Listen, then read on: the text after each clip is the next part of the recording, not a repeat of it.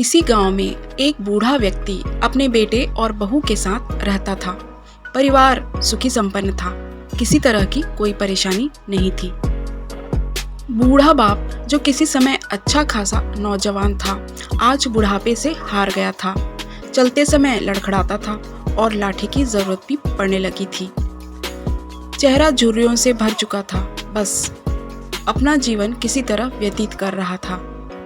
घर में एक चीज अच्छी थी कि शाम को खाना खाते समय पूरा परिवार एक साथ टेबल पर खाना खाता था।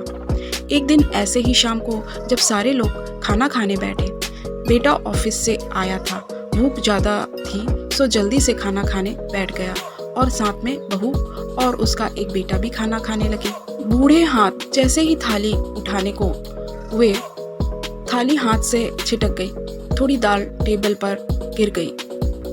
बहू बेटे ने घृणा की दृष्टि से पिता की ओर देखा और फिर से अपना खाना खाने में लग गए। बूढ़े पिता ने जैसे ही अपने हिलते हाथों से खाना खाना शुरू किया तो खाना कभी कपड़ों पर गिरता तो कभी जमीन पर।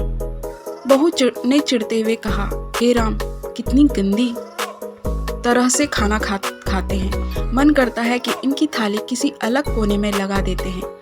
बेटे ने भी ऐसे ही सिर हिला दिया जैसे पत्नी की बात से सहमत हो। उनका बेटा यह सब मासूमियत से देख रहा था। अगले दिन पिता की थाली उस टेबल से हटाकर एक कोने में लगवा दी गई। पिता की डबडबाती आंखें सब कुछ देखते हुए भी कुछ बोल नहीं पा रही थी।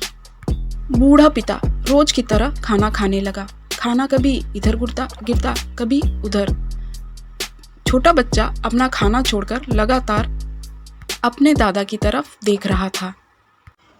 माँ ने पूछा, क्या हुआ बेटे, तुम दादाजी की तरफ क्या देख रहे हो और खाना क्यों नहीं खा रहे? बच्चा बड़ी मासूमियत से बोला, माँ, मैं सीख रहा हूँ कि वृद्धों के साथ कैसा व्यवहार करना चाहिए।